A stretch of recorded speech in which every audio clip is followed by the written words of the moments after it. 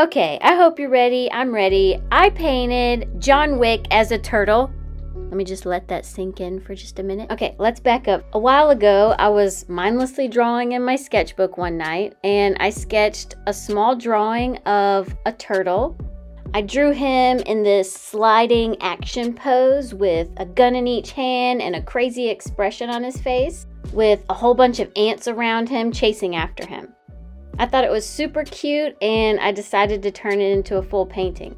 And I noticed I do this a lot. I don't have any plan to turn my sketch into a painting, but sometimes it's like the sketch needs to be in paint.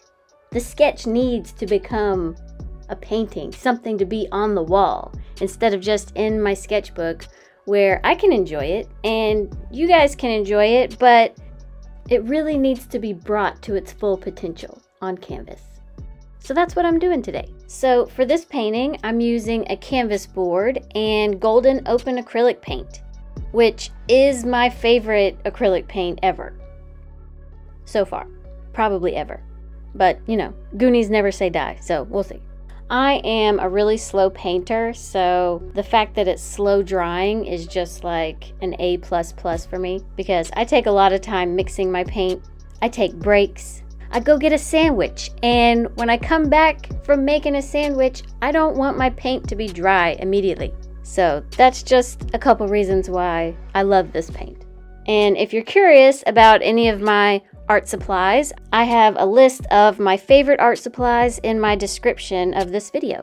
Now, enough about my paint. To make things a little bit easier on myself, I'm going to sketch out where I want everything with a colored pencil. I use a color pencil, just a regular color pencil, instead of a graphite pencil, because I don't like how dark pencil is, and it smudges, and I feel like when I use pencil for sketching, I tend to erase a lot. So something that's supposed to be really quick and just kind of get the positions of things turns into an hour long of me sketching something that's just going to be painted over because I'm sitting there erasing and trying to get it perfect. Something to remember when you're doing backgrounds is oftentimes less is more. What I mean by that is don't make it too detailed.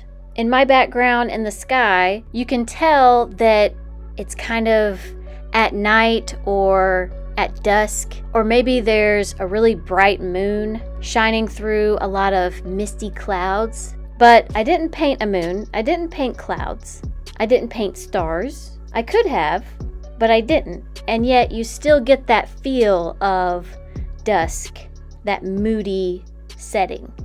It's really hard to set aside your want to make things detailed, especially in the background. And trust me, I do this a lot. And I still do this. I'm telling you, but I'm really telling me as a reminder.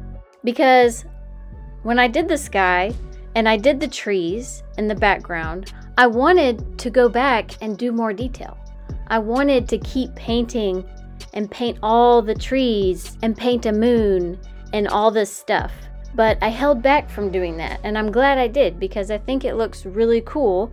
And also, it's just the background. It's supposed to be really far in the distance, and you're not really supposed to make out all the details.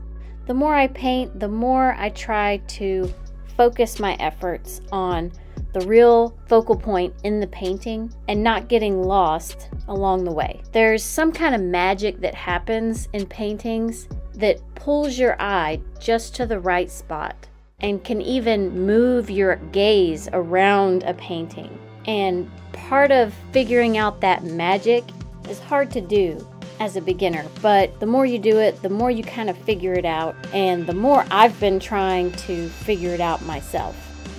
But anyways, so now I've got the whole underpainting done, which is just the first layer of colors. And I feel like it's always in this stage where your painting looks the most ugly.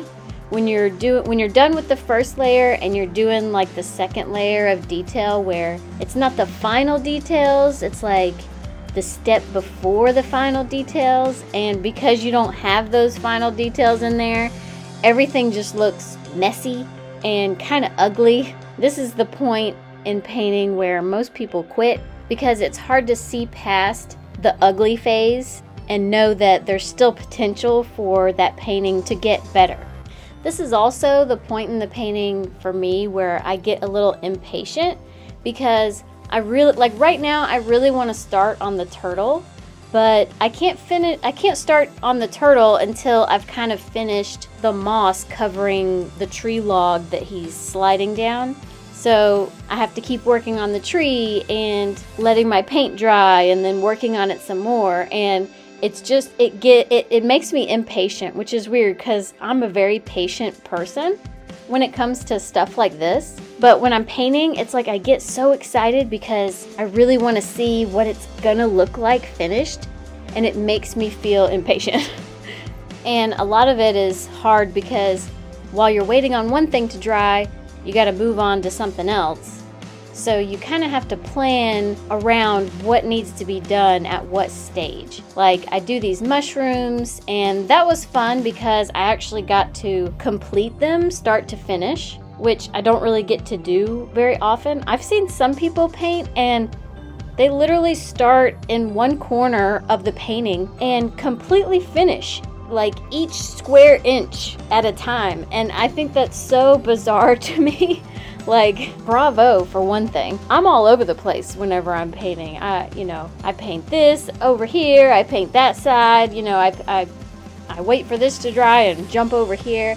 I feel like I'm all over the place when I'm painting, and it's very rare whenever I get to actually paint something start to finish like that. So I don't know how people do that. Maybe once I get a little more confident with my painting, I'll try that. I'll try painting like a printer. Oh my god, that gives me anxiety just thinking about it. Anyway, so by this point, you've made it into the super satisfying portion of my video and the super satisfying portion of painting. This is the part where I get to put all the details in and really make the painting come alive. It's literally the best part of painting, in my opinion. It's the reason why you start painting in the first place, but it's the hardest moment to get to. So if you're a beginner painter like me, at least I still feel like a beginner, I'll let you know if that feeling ever goes away. Make sure you push through, make sure you keep going, because it will pay off. Okay, I think I'm done being motivational. Let's talk turtle. Turtle time. Leave me a comment that says turtle time if you made it to turtle time in the video. I'm just kidding. No, I'm not. Leave me turtle time. Seriously. Bonus points if you leave the turtle emoji. I mean, it's probably the reason why you clicked on this video anyways. To see John Wick as a turtle, I mean, come on. Hopefully you've seen John Wick.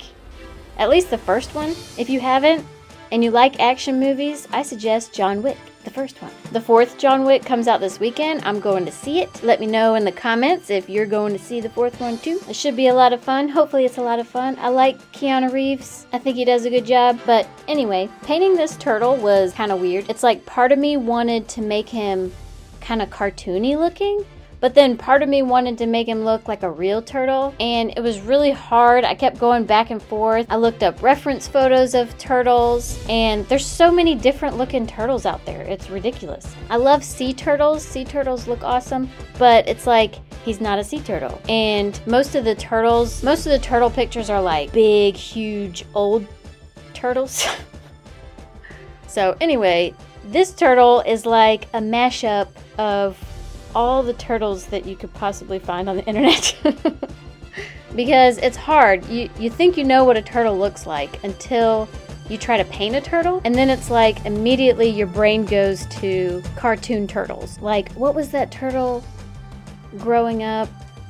Franklin? Oh my gosh, Franklin the turtle. It's like I wanted to paint Franklin the turtle, but if he was a real looking turtle. I don't know. Your brain does weird stuff whenever you paint. I'll just say that. So it took me a long time to finally get his head looking right. In a minute here, I get his eyes to where they're actually looking right. It was a lot of back and forth. And I'm still not 100% happy with how he looks. I definitely could have spent more time fixing his arms, fixing his shell. His shell's a little bit long and flat looking, and his feet I kind of gave up on. Apparently there's like no pictures of turtle feet on the internet, so thank you internet. So I just kind of leave his feet the way they are, and it looks fine. His feet are not the point. His feet shouldn't be the focal point. So quit looking at my turtle's feet and let's move on to the ants. The one that I'm painting right now behind this mushroom is literally my favorite of all the ants I paint. And I really wanted to paint more ants, but I kind of needed to get this video out because it's John Wick weekend, you know what I'm saying? So in the future, I might add some more ants. I also thought about adding some more leaves, some more grasses and leaves kind of sticking out everywhere. But like I said, I kind of ran out of time. So, and I might do that in the future. If I do, I'll probably post it on Instagram, which my Instagram is always linked in the description of my videos, so keep a lookout for that.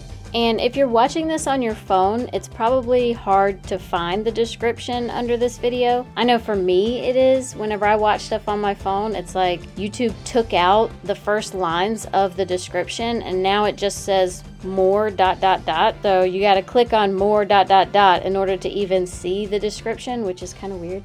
And it doesn't do that for all videos. It's like some videos it does and some that doesn't. I don't know. Maybe it's something I'm doing wrong. Maybe I'll figure it out. And if I figure it out, you'll see some of my description. If not, then you'll just see more ... And that's what you click. And then you can look at, you know, my description of the video and my art supplies and my Instagram name and all that good stuff. And if you made it this far in the video, consider subscribing. You know, it just kind of bookmarks my channel for you. If you're ever like, oh, who was that person who painted that painting with the turtle and the ants? And you're not subscribed, it might be hard to find me again. But if you subscribe, then you'll always have me. Anyways, thanks for watching. Make sure you stay for the glamour shots at the end. And let me know what you think about it in the comments. See y'all next time.